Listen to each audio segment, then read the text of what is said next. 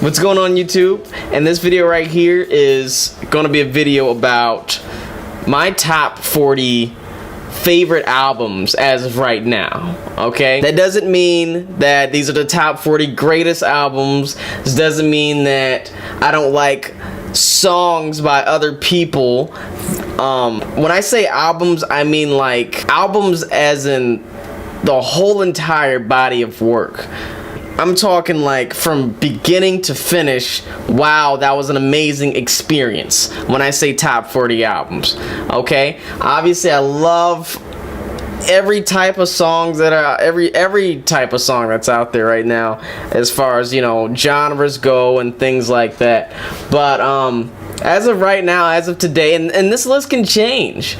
Okay, this list can totally change next year. But as of right now, as of today, these are my top 40 favorite albums right now that I'm listening to in constant rotation. Alright?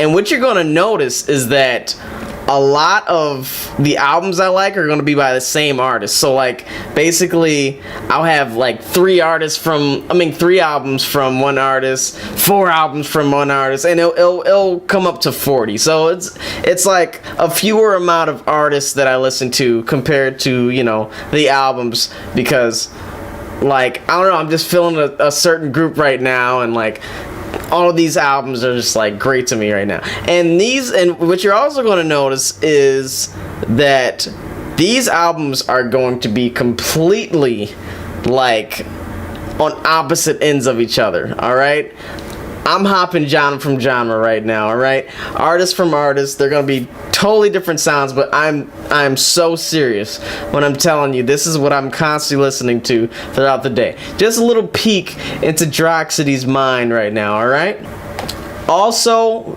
this list is not in any particular order. I feel like that would take way too long to put it like a top 40 as far as like, you know, in order from 40 to the first, best to worst. No, it's none of that. This is just a random order of my favorite albums right now.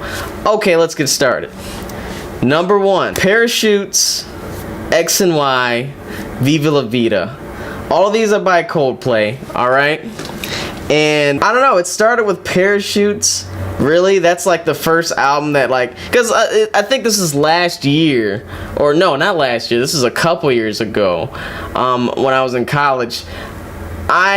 You know, you ever like listen to songs back when you were a kid, and then like, you know, you don't really know who made them, or you haven't heard it in a while or whatever like that, then you hear it again and you're like, wow, I really like that song. Me, I'm the type of person, if that happens to me, I will go back and listen to that whole entire album that song was on.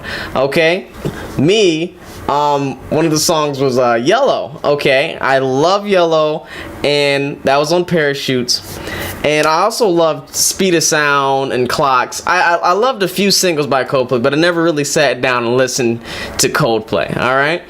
Listen to Parachutes, and immediately first listen I thought like, wow, this album is ridiculously good, like amazing. Alright, a lot of you might not feel that way. I mean, like, it is sort of a slower album. It's a sort of a sad album. I get a sad vibe from the album. For me, I thought it was like amazing. Okay, then I went back to listen to X and Y, and to be honest with you, I didn't like the album when I first heard the whole thing. I didn't like it. It was too long, I thought. It was a lot of, I don't know, I felt like it just sounded the same throughout the album. But then, you know, now I've been revisiting it lately, and I can't stop listening to it. I think it's amazing. I should have, I don't know what I was thinking back then, but amazing album. And Viva La Vida, wow. Like, I think as far as, you know, that's like the beginning of their new sound, I think, if you were to ask me. Because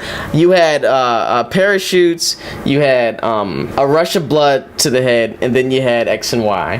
And I think all three of those albums sort of had that same type of vibe, but they totally switched things up with Viva La Vida, and I think it went for the best. And then after Viva La Vida, it went downhill. My opinion, okay? I'm not saying they haven't had any good singles lately, but that's just my opinion. 2, I just noticed that I'm going by artists and not albums, but bear with me. 2, the Beatles, alright? Really it's just the Magical Mystery Tour as far as album goes. I haven't listened to all their albums in and out, but I've listened to a few, and as of right now in rotation, my favorite is Magical Mystery Tour. I have to throw that on the list. 3, Metallica, And Justice for All, Master of Puppets, Ride the Lightning. Classic albums, and I still have them in rotation. Obviously, that's what this video is about. Every single song on each of those albums, amazing, like literally amazing. John Mayer, Room for Squares, Continuum, and Heavier Things. All right, I was about to throw Battle Studies on there, but it didn't quite make the cut. I'm sorry. But these albums are some classics, man. You got, you know, Clarity on not Room for Squares. Clarity on Heavier Things. You got Waiting on the World to Change for Continuum, and you got, you know, Your Body is a Wonderland on Room for Squares. John Mayer was in his bag, all right? And his latest album ain't so bad either. I would suggest to go take a listen. 4, you got John Coltrane, Giant Steps, and A Love Supreme. Can't stop listening to those albums right now. I listen to A Love Supreme actually lately a lot more than Giant Steps. Giant Steps though, a few months ago, you couldn't tell me anything. I was just listening to that album every single day. But I read somewhere that A Love Supreme was like his greatest album he ever made, and one of the greatest albums ever made in general. And when I first listened to it, I was like, really, this? But same like X and Y, I had to listen to it a few more times to really understand, and it is that good. If my jazz listeners, go check it out. I think you would really enjoy it if you haven't already. I'm probably going to stop setting them numbers now because it's the top 40 album video, and I've been going by artists, but that's how I set it up in my notes. I don't know. Once again, bear with me. Earl Klugh. His 2013 album, Handpicked, I first heard that on Pandora, like one of the songs off of there, and I got hooked with that song. I looked up the album because that's what I do. Listened to the whole album. Masterpiece, in my opinion. I know he's had plenty of albums in the past, but I love raw, acoustic, no other instruments involved, instrumental songs like that. Especially when the jazzy, bossa nova type of stuff is just... Chance the Rapper, acid rap. For those who watch my stream, y'all know I like me some acid rap, okay? Old Chance is definitely better than New Chance, in my opinion. Nothing wrong with New Chance the Rapper. He's bettered his life. More power to him. But for me, Chance 3 wasn't all of that. Acid rap is where it's at. Where it'll forever be at. I don't know if he can top it. But he hasn't retired yet. He might be able to top it in the future. Who knows? Kanye West. Graduation. I had to throw Graduation in there. A lot of people would have said, not My Beautiful Dark Twisted Fantasy. For me, that album it's a great album. I'm not gonna lie to you, it's a great album, but Graduation hit harder for me. I don't know. It was just like, you can tell it was an album of experimentation of new sound for rap, in my opinion. My Beautiful Dark Twisted Fantasy definitely showed his ego, which is, you know, I think that ego is a double-sided coin, and it can work for you and it can't work for you in some situations. I think it totally worked for him in that album. He went crazy, but my favorite would have to be Graduation. Lil B, I'm sorry, y'all gonna be like, what? Lil B, hey, heavy rotation right now, man. I got everything based in Gold House, man. I'm a classic Lil B listener, man. I've been listening since 2010. You know, Wonton Soup era. You know, everything based. And yeah, man. I mean, it's an acquired taste. I'm not gonna lie. It's avant-garde rap. You know, y'all know I'm weird, man. If y'all watch the stream, I'm strange. Okay, I like everything, so you can't blame me for that. Maroon 5. It won't be soon before long. In my opinion, probably the greatest album that they have. Their first album, though, was pretty darn good. I almost threw that on the list, too. But actually, you know what? I did throw it on the list. Songs About Jane, I did throw it on the list. Wow, I forgot I even threw it on there. Both great albums. Maxwell, Black Summer's Night, and Black Summer's Night. Yes, they both have the same name, but in his second Black Summer's Night, I think the Summers is capitalized, and in the first Black Summer's Night, the Black is capitalized. I don't know. I like it. I'm pretty sure he's gonna make a third one. He's probably gonna have Night capitalized, and I'm ready for it. Migos, YRN. I just started recently listening to the album again, and that album was incredible. If you're just now, you know, you're in the Migos hype just now, and you know, go back and listen to their first album with their first hit. Okay, I'm not sure if it's their first album, but it's definitely the first album with their first hit, Versace in it. Amazing, incredible, raw talent in that album for sure. Opeth, Blackwater Park, Leopard Affinity, Drapery Falls. I mean, like, if you like death metal, you'll like Opeth. Okay, trust me.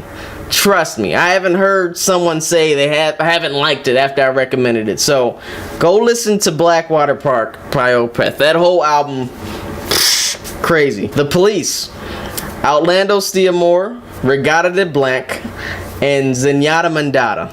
Alright? And Synchronicity. Actually, that's like almost all of their albums. It's only missing Ghost in the Machine. And the reason why I didn't throw that on the list, because I just don't like the album. It just sounded really super 80s, super mainstream. And I know what they were doing. They were trying to, you know, appeal to a wider audience. Fine. It wasn't working for me, though. But, yeah, they only had 5 albums. And I like 4 out of 5. It's pretty darn good if you ask me. And I'm talking the whole album. Once again, I'm talking about the whole experience when I'm talking about these albums. Sade, Promise and Love Deluxe. Yo, I just started listening to Sade, like, as far as the albums go. I've always heard her music since I was a kid, but I never sat down and listened to the albums. Did that. Definitely my favorite too by her, by far. Promise is my favorite though. That's her greatest album in my opinion. It was one point I was listening to it straight through for like a week straight. Didn't stop. When I showered, when I walked to class, it didn't matter. I was listening to Promise by Sade. Sting, Brand New Day. Sting is actually from The Police. This is when he went solo. And for me, this is like his greatest album.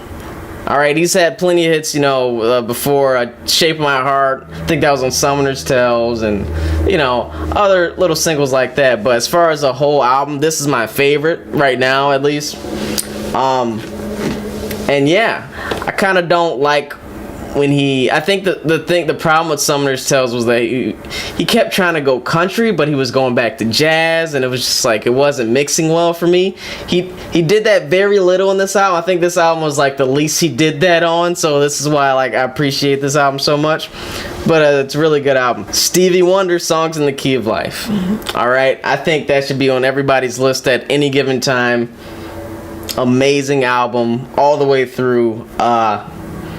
There's not much else I can say about that album. Go listen to it if you haven't. If you like music, you'll like that album for sure. Nirvana, Nevermind, and In Utero. I first listened to Nirvana, obviously everybody's heard some songs off of Nevermind. Like, that's like their biggest hit album. That's like the mainstream hit. I listened to Smells Like Teen Spirit, but it was by Weird Al Yankovic. That's the first time I ever heard like a Nirvana song, and it wasn't even by Nirvana. It kind of was, I guess, but you know, Weird Al, he has to change. I thought it was funny. I never heard the song before that. Went to go look up the real song. I'm like, oh, this is a decent song. Years later, I decided, you know what, let me sit down and actually listen to Nirvana, take them serious for a second. I like all their albums, even Bleach. Bleach is their first album. Bleach didn't make this list, but, yeah, I had to throw In Utero on it too. In Utero was like raw. Like, if you want, like, you had Nevermind, which is like their mainstream, like, appeal to audience album, right? And then you had In Utero, which is Kurt Cobain's, Nirvana's last album, basically. And the rawness from his voice, the lyrics, everything was perfect for grunge. Like, the perfect grunge album, without a doubt. And yeah, it was a little darker than people thought. But yeah, great. Jimi Hendrix, Are You Experienced? You gotta throw some Jimi Hendrix on your list. Sorry, it is what it is. I mean, it's considered the greatest guitarist of all time. Me, I have an issue with that. Not because I don't think Jimi Hendrix is great. I think he's the greatest rock guitarist that I've ever heard. But I like to say things like that, like, I like to be a little bit more specific than just greatest guitarists of all time, because when you got people like Earl Klugh running around and these jazz guitarists, Wes Montgomery, and these jazz guitarists, I don't think get enough credit. Like, sit down and listen to them, and then you go listen to the classical guitarists doing the finger picking and crap. Like, if you know guitar and you know music, you know what I'm talking about. Okay, greatest rock guitarist, I can totally agree with you with Jimi Hendrix. Greatest guitarist in the world, I don't think there is a greatest guitarist in the world. That's just, you know, my opinion. Next one is Thriller by Michael Jackson. Every single song on that album was incredible. Okay, like, every single one was a classic. And also, if I'm not mistaken, I believe that it's the highest selling album of all time, or it sold the most records than any other album ever, which is like insane to think about. Like, literally crazy. Fact check me, but I'm pretty sure I'm right about that one. It has some record that's like literally insane, and for a good reason. I mean, that album was amazing. Literally amazing. Yeah, not to mention the song Thriller itself. I remember my mom told me she remembers when it first came on the TV and everybody at school was talking about it the next day, and it was around Halloween, obviously, and it was just like so incredible, so impactful. Shout out to Michael Jackson. Kendrick Lamar, you got Good Kid, Mad City and To Pimp a Butterfly for me. Those are my favorite two albums by him. A lot of people would say that Good Kid, Mad City is his best album. For me, I would have to say it's my favorite, but it's not his best. I'm gonna have to give his best album to To Pimp a Butterfly. If you really sit down and listen to the album, there's like so many layers. Like, so many layers in each song. I think from beginning to end, it mended so well. And there's a surprise ending at the end for those who haven't heard it, where he does this interview with somebody that's very impactful in the rap community, and you just wouldn't see it coming. Like, it's just like the way he set it up, the experience, nuts. Not to mention just the concepts behind each beat, the incorporated jazz between each beat. It all just mended so well together, and yeah, definitely his best album for me, at least. Then you got Future on my list. Yeah, DS2. If you like trap, you're gonna love DS2, no doubt about it. Like, DS2 will forever be a classic. I think for most people tell you that's his best album, or was it a mixtape? I don't remember, but definitely his best work. Yeah, the sound, that when that album came out, Like, that year, all I'm gonna have to say is that year was awesome. That year was great. Like, that whole summer or whatever, that whole entire year was just like, yo, Future was, around that time, Future was taking over, man. Like, Beast Mode, you know, then he had Purple Rain come out. I mean, like, it was just like, that dude was just going off. He kind of, you know, he kind of cut back a little bit, but, you know, it is what it is. You can't own it forever. But yeah, DS2. Then you got Charlie Bird. The album is called The Guitar Artistry of Charlie Bird. That album, like, when I tell you, if you want some bossa nova, finger-picking jazz, like, listen to some Charlie Bird, The Guitar Artistry of Charlie Bird in particular. That's my favorite piece of work by him. You got New Ages, Make It Whoopee on there. It's just like, yeah, it's beautiful. Coffee shop kind of vibes for that whole album, and yeah, it's definitely in heavy rotation for me. I listen to that album all the time. Then you got Adele. Adele's the last one on the list. For me, my favorite album by her is 19. It's her best work, in my opinion, just due to the jazzy kind of like vocals that she had, but it was also just like, they were powerful vocals. A lot of jazz singers, they don't really blow it out the park. They kind of, you know, they dance with the beat and dance with the instruments throughout the songs, but she kind of like upped it up a little bit more and turned things a little bit more pop and added some faster beats in there. It was like a fusion kind of jazz pop kind of album that I thought was amazing, especially for a first album. I'm not sure about the production choices of the album. It's a little distorty in some ends, and some songs sound a little bit less touched up than others. Maybe it was done on purpose. I don't know. I don't really care, to be honest. The whole album sounded amazing. And yeah, that's it for my top 40 albums.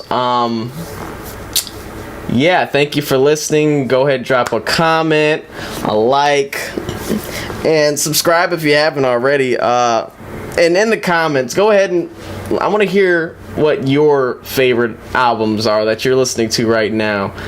Go ahead and drop it in the comments. I will talk to you all later. See y'all on the stream if you watch the stream. And yeah.